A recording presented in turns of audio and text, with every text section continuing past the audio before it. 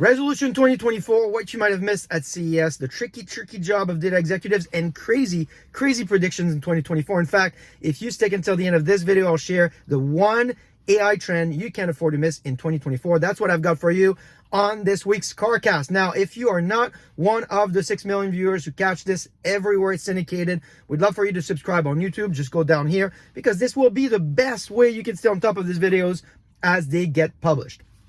Quitters Friday, National Quitter Day, or whatever you want to call it, was this past week. And I asked you, my community, this week, what do you think is the percentage of people that have given up on their resolution at this point and why?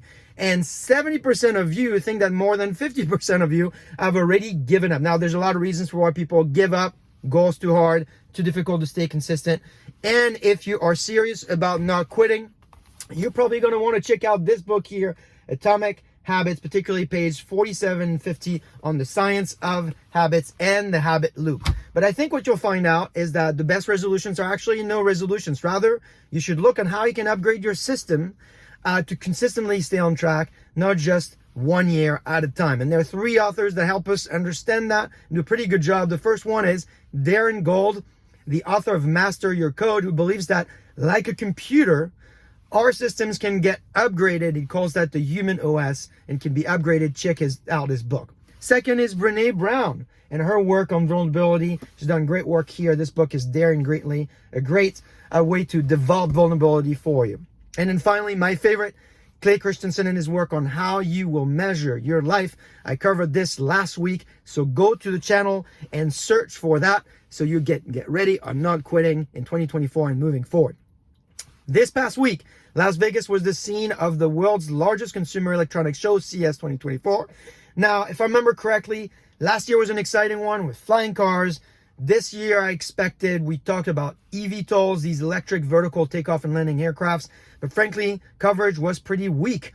There is in my blog 2 great video recaps that'll help you find all that happened at the event. But in my mind, there's really 3 themes that came out. First one is modular cars like the Hyundai Iconic with wheels that turn sideways, or the Kia PV5. That's a modular car that can change based on your use cases. There's also transparent TV with perspectives, cool, but seem to be pretty expensive. And then finally, smart rings like that. Now, I think we're a long ways away from having rings that are actually not weird to wear. The Aura, for instance, is pretty thick. It's 8 millimeters, and depending on the size of your hands, I don't have big hands, it's really big. And I think the sweet spot is probably around 6 to 7 millimeters for most people. So I think we got a bit to go before technology like this can allow us to work with it on a daily basis. Now, glasses, intelligent lenses, rings like that, I think are innovations to watch, not just for health metrics, but also for device control, turning on and off lights, actions like tapping a device and sharing contact info. But who am I to make predictions like those? Now, speaking of predictions, some of you have asked me, what is the tech prediction that no one is talking about at the moment that I think is significant? Are you ready for this? I don't think that you're going to expect me to talk about this, but I think it's the end of the 1x video speed.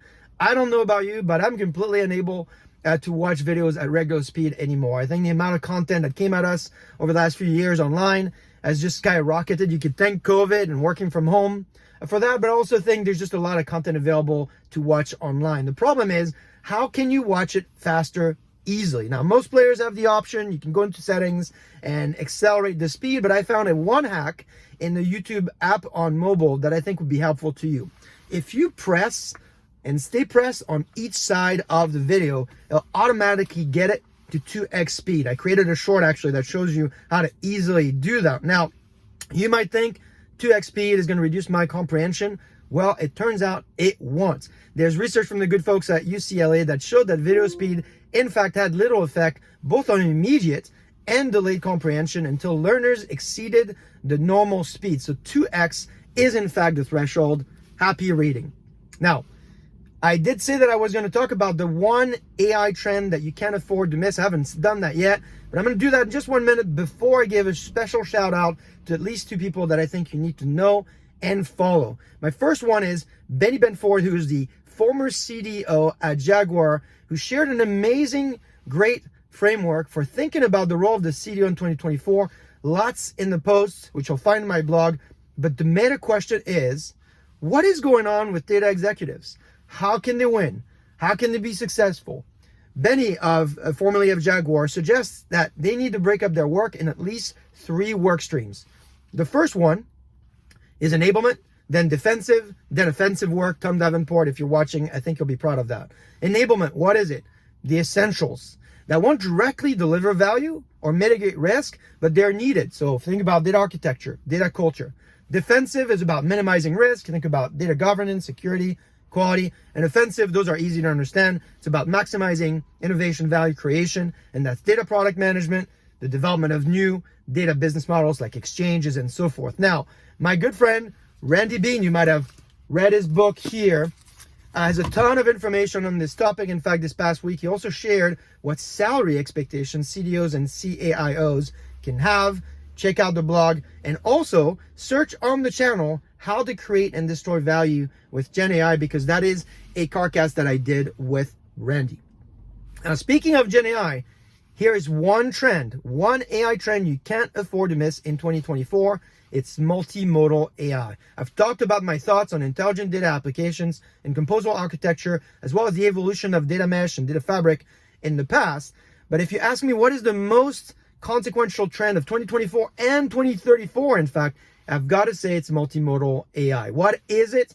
It's the ability for a model to ingest information in all formats, audio, text, image, video, and generate high quality responses in those formats. Again, audio, text, image, video, and ultimately, I think, action. I've covered this in the CarCast interview with my friend Donald Farmer.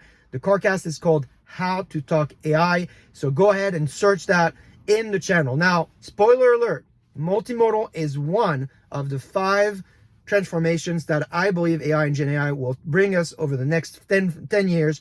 Check out the interview with Donald Farmer in my channel.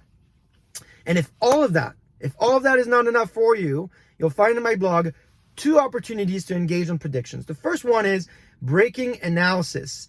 It's a program that is run by Dave Vellante and John Furrier weekly, highly recommended.